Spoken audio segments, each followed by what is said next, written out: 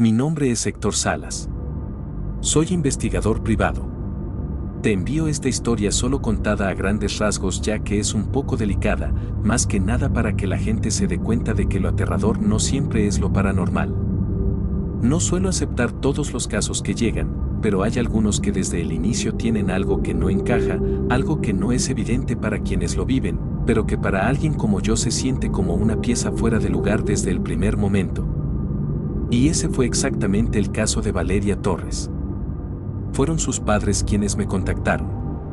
Gente con dinero, bien posicionada, no del tipo que exagera ni que entra en pánico fácilmente. Eso fue lo primero que noté. No había histeria en su voz, había preocupación, pero también certeza de que algo no estaba bien. Me dijeron que su hija había viajado a Europa con su pareja, Diego Rivas, hacía poco más de 2 semanas, que todo iba perfectamente según sus publicaciones y mensajes, hasta que de un día para otro dejaron de responder. No era un simple retraso.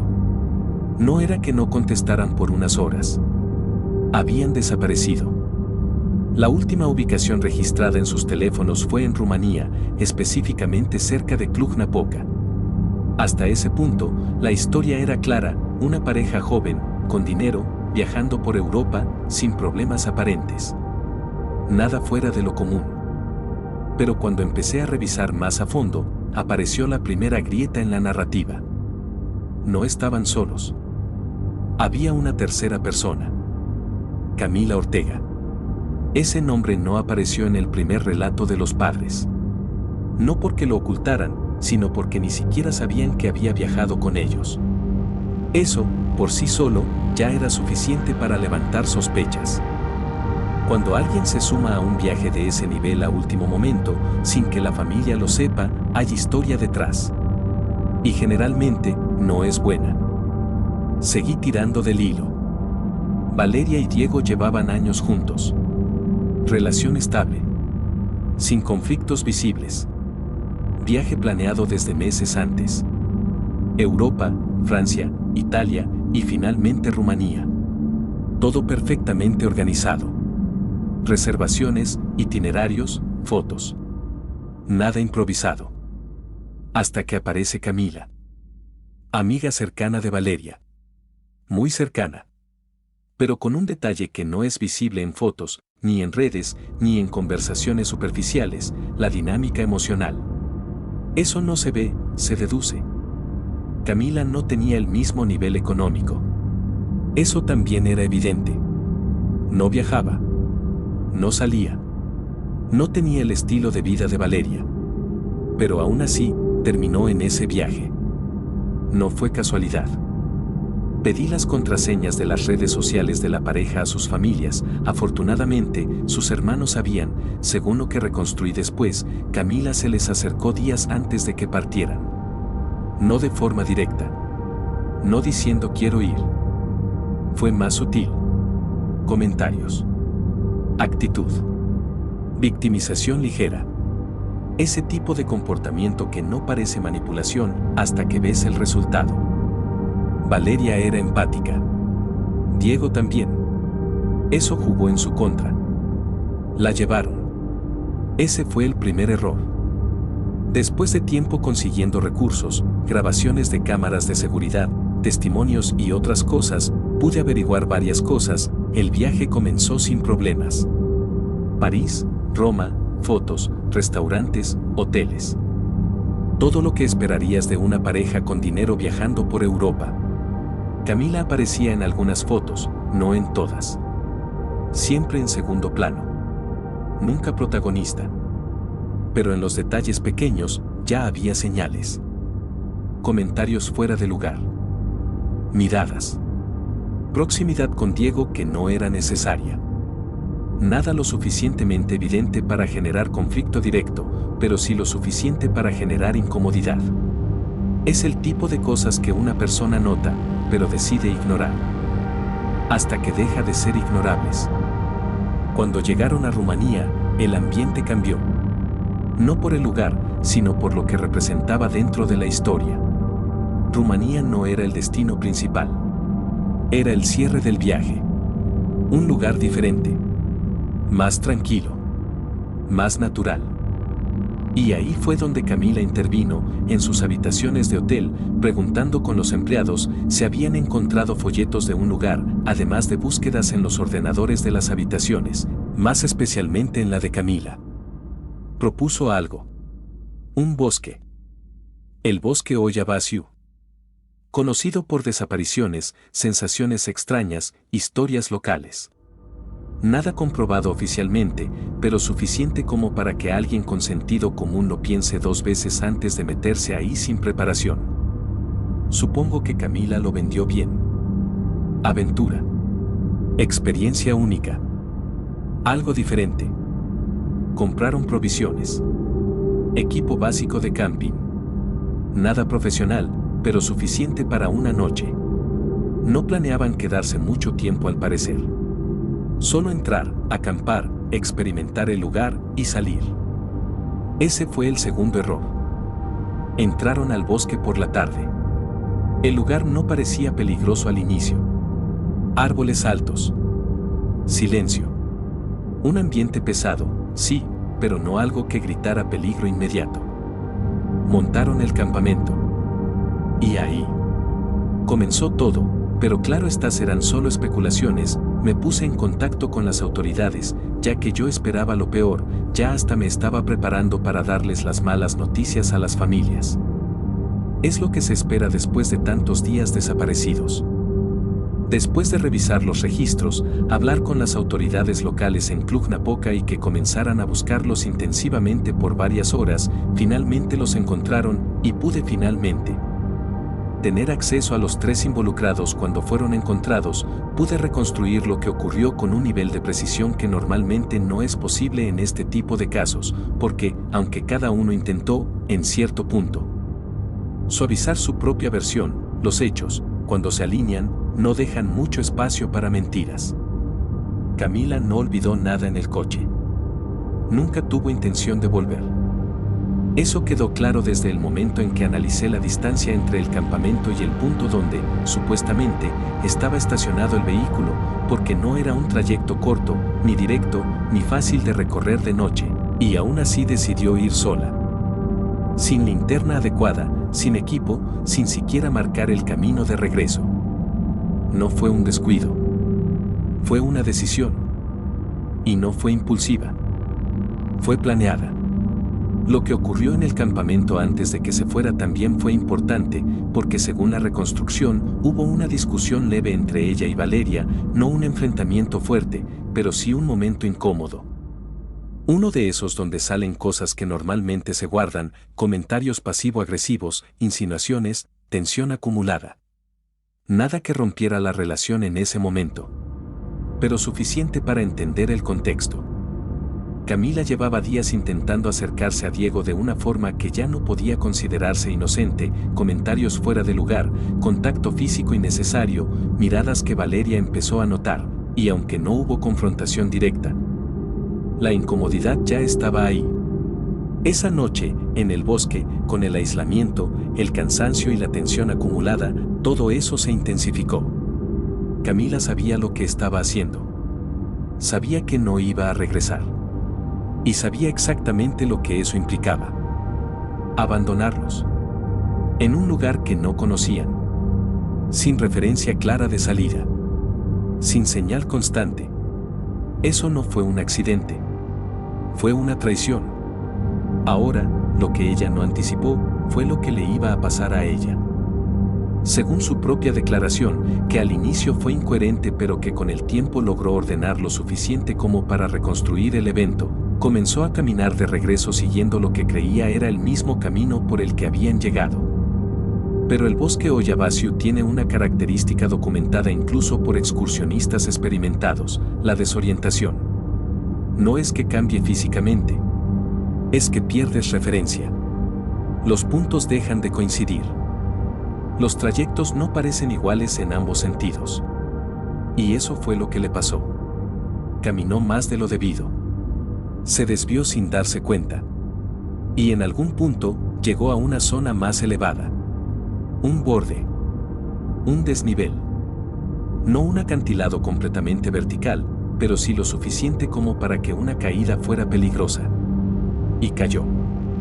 La caída no fue limpia. No fue directa. Se golpeó. Rodó. Y terminó con la pierna completamente comprometida. Fractura expuesta según el reporte médico posterior. Dolor extremo. Movilidad nula. Sola. En la oscuridad. Sin ayuda. Sin señal estable. Ahí fue donde su plan terminó. Y donde comenzó su supervivencia. Mientras tanto, en el campamento, Valeria y Diego esperaron. Al inicio, no se preocuparon. 10 minutos. 15. 20. Tiempo razonable. Pero cuando el tiempo empezó a extenderse, la preocupación apareció. Intentaron llamarla. Sin respuesta. Intentaron ubicarla. Sin éxito. Y entonces tomaron la decisión que cualquier persona tomaría en ese momento. Buscarla. Ese fue el cuarto error. Porque al moverse sin referencia clara dentro de un bosque que ya de por sí altera la percepción, perdieron el punto de partida. El campamento. Y con eso, la única referencia segura que tenían. Lo que siguió fue desorientación progresiva. Intentos fallidos de regresar. Decisiones tomadas bajo presión. Y eventualmente, aceptación de que estaban perdidos. Aquí es donde la historia cambia de tono. Porque deja de ser una historia de traición. Y se convierte en una historia de supervivencia. Tenían comida. Agua limitada. Equipo básico. Y un entorno que no les ofrecía nada más. Las noches eran frías. Más de lo que esperaban. El silencio del bosque no era tranquilizador. Era incómodo. Pesado. Y constante. Dormían poco. Mal. Siempre en alerta. El hambre empezó a aparecer después del segundo día. La desesperación después del tercero. Y la tensión entre ellos. Aunque menor que la que existía con Camila. También creció. No por culpa. No por reclamos. Sino por la situación. Cuando una persona está al límite, cualquier cosa pesa más. Aún así, se mantuvieron juntos. Eso fue lo que los salvó. Porque en ese tipo de situaciones, lo peor que puede pasar es separarse. Y ellos no lo hicieron. Camila, por otro lado, sobrevivió de una forma distinta. Más cruda. Más desesperada. No podía moverse. No podía buscar. Solo podía resistir. El dolor constante. La deshidratación. El miedo. Y la conciencia de que todo eso era consecuencia directa de lo que había hecho. Fue encontrada días después. En estado crítico. La pierna no pudo salvarse. Amputación por debajo de la rodilla. La pareja fue encontrada horas después. Deshidratados. Debilitados. Pero vivos. Cuando tuve a los tres frente a mí, no necesité que me contaran tres versiones distintas. Porque la historia ya estaba completa. Y lo que entendí fue más simple de lo que esperaba. No fue el bosque lo que casi los mata. El bosque solo hizo su parte. El verdadero problema viajaba con ellos desde el inicio. Y decidió actuar cuando ya no había vuelta atrás. Después de reconstruir todo, de escuchar lo necesario sin permitir que las emociones distorsionaran los hechos, y de ordenar cada pieza hasta que encajara sin esfuerzo, el caso dejó de ser un misterio para convertirse en algo mucho más claro. Más incómodo, y honestamente, más peligroso de lo que los propios involucrados estaban dispuestos a aceptar. Porque cuando tienes todos los datos sobre la mesa, cuando eliminas las versiones subjetivas y te quedas solo con lo que realmente ocurrió, hay una conclusión que no puedes evitar. Nadie los obligó a entrar a ese bosque. Nadie los empujó a confiar. Nadie los forzó a tomar las decisiones que tomaron. Todo lo que pasó Comenzó mucho antes de que pusieran un pie en Rumanía. Comenzó cuando decidieron ignorar algo que estaba frente a ellos. Camila no se volvió así en el bosque. No cambió de repente. No se perdió. Ella ya era así. La diferencia es que en su entorno normal, en su vida cotidiana, sus acciones tenían límites, consecuencias sociales, estructuras que la mantenían dentro de un comportamiento funcional, pero cuando salió de ese entorno, cuando se encontró en un lugar donde nadie los conocía, donde no había reglas cercanas, donde todo dependía únicamente de ellos, actuó. Y lo hizo de la forma más directa posible. Separándolos. Aislándolos. Dejándolos en un lugar donde sabía que no podrían salir fácilmente. No fue un impulso. Fue una decisión. Ahora, lo irónico, y al mismo tiempo lo inevitable, es que su plan falló de la única forma en la que podía fallar. El entorno no la protegió. El mismo lugar que utilizó para perjudicar a otros. La destruyó a ella. La caída no fue mala suerte. Fue consecuencia. Tomar una decisión sin medir el entorno en el que te encuentras siempre tiene un costo, y en su caso, ese costo fue físico, permanente, irreversible. Pero incluso eso no fue lo más importante. Lo más importante fue lo que entendí al final. Porque al hablar con Diego, al observar su comportamiento, su forma de responder, su manera de evitar ciertos temas, quedó claro algo que no estaba en el reporte inicial. Él sabía. No completamente. No de forma consciente. Pero lo sabía. Había notado a Camila. Había sentido la tensión. Había percibido los intentos. Y decidió ignorarlos. No por ingenuidad, sino por comodidad. Evitar conflicto. Mantener la paz. Ese tipo de decisiones pequeñas son las que terminan creando situaciones grandes. Valeria, por su parte, también lo notó. Pero hizo lo mismo. Lo dejó pasar. Porque era su amiga. Porque no quería aceptar lo que eso significaba. Porque enfrentarlo implicaba romper algo. Y eligió no hacerlo. Hasta que fue demasiado tarde. Eso es lo que este caso deja claro. No es una historia sobre un bosque peligroso. No es una historia sobre perderse. No es una historia sobre supervivencia. Es una historia sobre decisiones. Sobre ignorar señales. Sobre permitir que alguien cruce límites sin detenerlo. Y sobre lo que pasa cuando ese alguien ya no tiene ningún límite. El bosque Oyabasiu no hizo nada extraordinario. Solo hizo lo que siempre hace. Desorientar. Confundir. Presionar. Y cuando alguien entra ahí con una situación inestable, eso es suficiente. No necesitas nada más. Cuando entregué el informe final a los padres de Valeria, no entré en detalles innecesarios, no describí todo, no era necesario, lo único que importaba era que su hija estaba viva, que había sobrevivido, que iba a necesitar tiempo para recuperarse. Pero que iba a estar bien. Eso era suficiente para ellos. Pero no era toda la verdad. Camila no volvió a verlos. No porque no pudiera, sino porque no quiso. O tal vez porque no pudo enfrentar lo que hizo. Diego y Valeria siguieron juntos por un tiempo. Pero ese tipo de experiencias no desaparecen. No se superan fácil. Dejan marca. Cambian la forma en la que ves a las personas. Y a ti mismo.